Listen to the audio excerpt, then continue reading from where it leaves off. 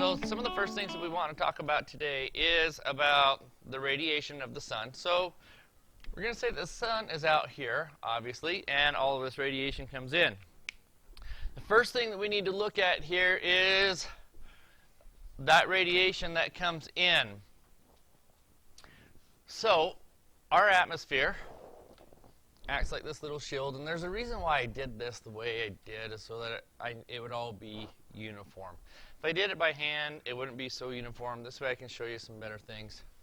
So we have the sun, and we bring that sun in here. And if we take a look at this, we have sunshine coming in, and this is the surface. This little area here is our actual atmosphere. The sun at the equator, if it comes up there versus over here, that looks fairly level.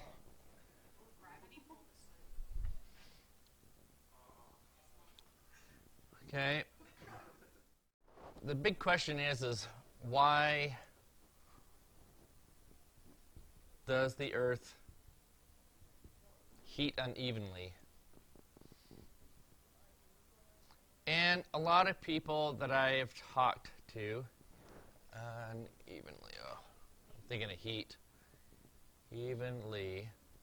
A lot of people think because right here they're actually physically closer to the sun versus here, that's why it's warmer here. And that's not true. I mean, we're talking maybe 1,000 miles or whatever. It's not going to make any difference. And so technically speaking, all the way from here to here all receives 100% of the sun's radiation. There's no distinction between here and here. So if you're up here and here, you're still going to receive the same amount of sunshine. The sun's not going to say, oh, you're up here, we're only going to give you 50%. You're down here, we're going to give you 100%. That doesn't happen. The sun's always producing the same amount of energy. But the Earth says differently. The Earth will say, oh, no, because you're up here, we're going to reduce the amount of sunshine you have. And that has everything to do with the shape of the Earth. So when we look at this part right here, number 1, the atmosphere filters out a lot of the sun's energy. So hopefully you did some of these notes and you remember some of the things. If not, we will definitely go through them. But ozone and certain gases are really good at blocking out radiation, especially ultraviolet radiation. And we have ozone in our atmosphere. But one thing that acts just a little bit differently is to look at the distance between here and here. Yeah, so when you look at this, which one is thicker? This one for sure, right? And if they both filter everything out, well, how much filtering is going on here versus up here? Yeah, there's a lot less going on here. Because it's more direct and there's actually less atmosphere that it's going through, this part of the Earth will receive more radiation because less is being filtered out. Well, yeah, they'll receive more radiation. Up here, we'll receive less. It's almost, I think it's almost like 3 times the length of this as far as atmosphere thickness goes. So it's almost as if instead of going straight up, you go on an angle and everything gets thicker. There is, and I'm going to divide this up here. I'm going to put poles versus the equator. So when we look at filtering, poles, a lot.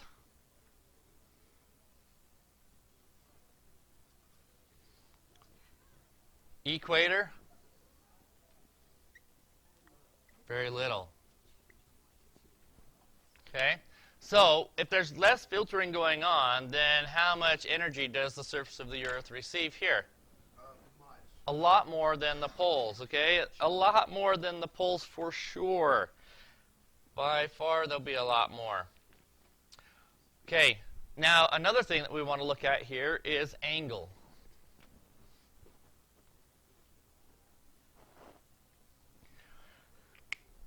So right here, what would the angle look like versus up here? That's like a 90 degree That is a 90 degree, and this very shallow, right? It's a very low angle. Okay, so I like to talk about this in terms of skipping rocks. If you take a rock and you throw it straight down in the water, what's going to happen? Yeah, okay. That's like doing a belly flop, right? So you do a belly flop, you know it hurts because the water absorbs all of the energy. You stop like a cartoon character hitting the water, and then you're like, bloop, bloop, bloop, bloop. Then if we take a rock and we skip it on, how do we get a rock to skip? We've got to do what? Put it on an angle, right? And the lower the angle, the better the skip.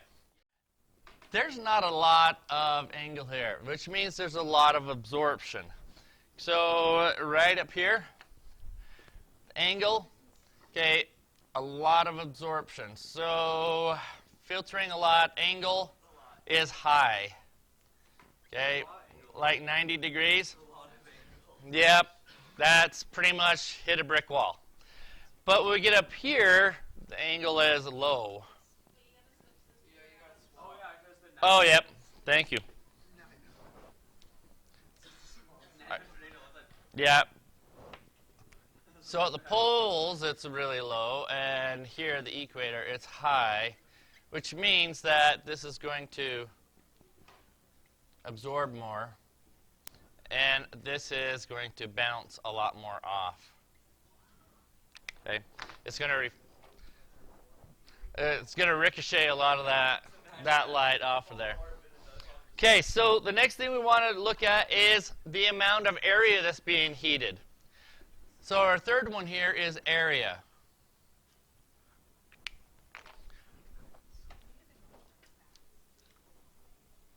So I'm going to do the ruler thing again here, but we're going to use the ruler's thickness and show you something else here that's really kind of interesting. So we're going to take this, bring it right here, and we're going to say this is a ray of sunshine. Okay, it doesn't matter. There is one. That's one big ray of sunshine.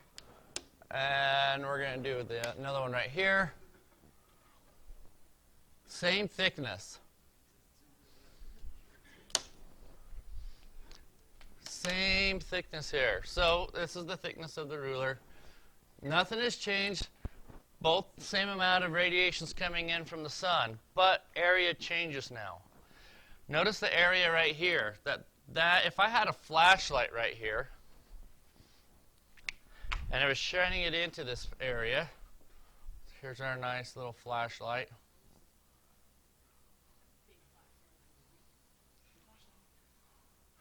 Shines in, it's going to light up this area right here.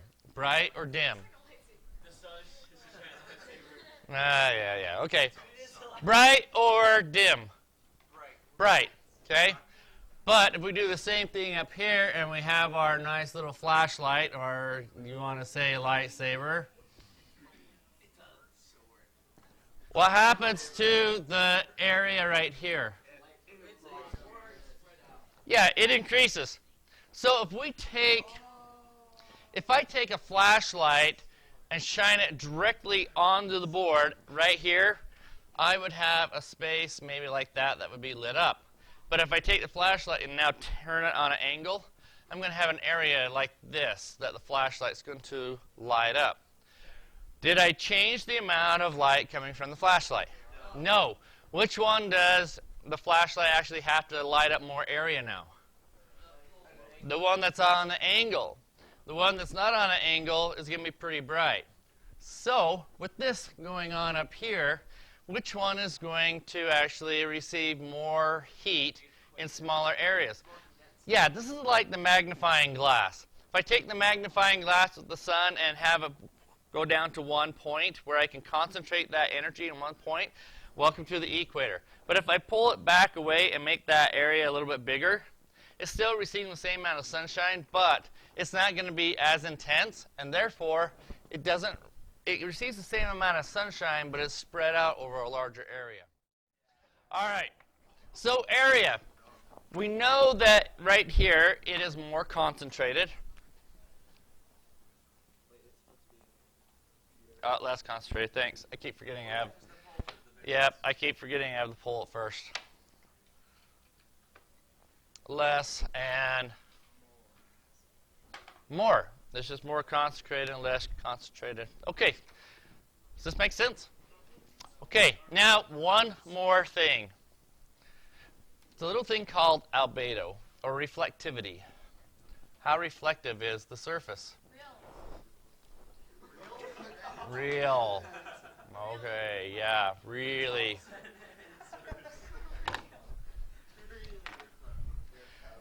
So number 4, the last thing is reflective. Or the word is albedo. Yep, albedo means if I have an area like this and I'm shining light down onto that, let's say that 60% is absorbed, then the albedo would be 40.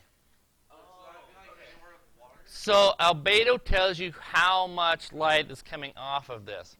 So, for instance, water has a high albedo. Okay, snow has a high albedo. I think snow has an albedo of like 90, but fresh snow has an albedo of 95, which makes a lot of sense. Old snow that's been around for a while, the sun's come out and it's actually crusted the top of it over, so it's nice and flat, which is still pretty bright. However, though, fresh snow doesn't quite look like that. If you've looked at fresh snow here, which I'm sure everybody here, it has all these little snowflakes that are... And so they all have their own albedos. Well, because they're angled in so many different ways, they act like a disco ball. So it doesn't matter what happens, the light bounces off. Have you ever looked at a reflector up close, like on a bicycle? Okay, it's nice and smooth, but look underneath that. Yeah, it looks like this, right? That's because if we can make a rough surface, we actually get more reflectivity off of it. Because we can actually bounce more light off of that instead of having it flat. What's more reflective? A choppy surface of water or a smooth surface of water? Choppy.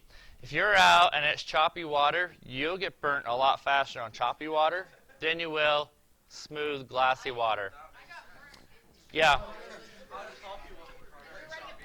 Yeah, so if it's choppy, and it's a sunny day, you're going to get burnt pretty fast.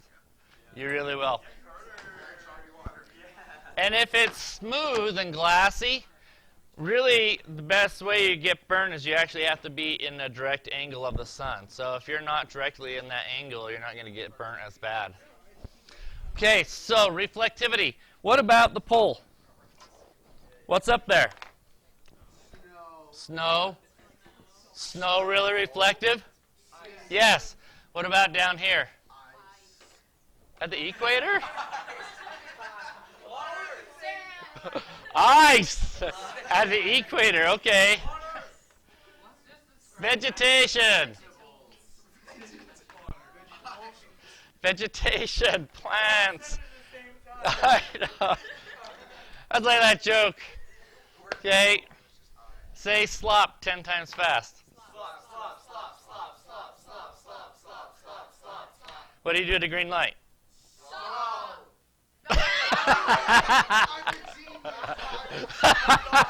Slow. You go. Oh, man. We know what part of the class needs more focus, right? Needs a little bit more help. Okay. Yeah, I know. It's like, huh? All right. Guys, if the Earth was flat, would this happen? No, it wouldn't. And because it's round, the poles are destined to be what?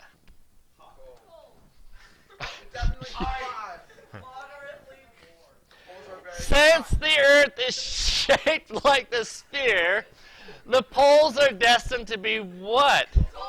Cold. And the equator is destined to be what? Hot. Okay. I'm so glad I'm recording this too. Yeah, you're like, crap, that's me. Poles are cold. Equator. Why does the Earth heat unevenly? Because of one thing. Yep, that's exactly it. The answer is because we live on a sphere. Yeah, that is it. If it was any other shape, it wouldn't be this. But because it's round, I mean, it's not perfect, but it's close to being perfect. Everywhere that you walk along the surface, what happens to the angle? It always changes. And since the angle is always changing, it affects all of these things. More filtering, the angle changes, more area. And because of these things, reflectivity increases as we go up. Whew.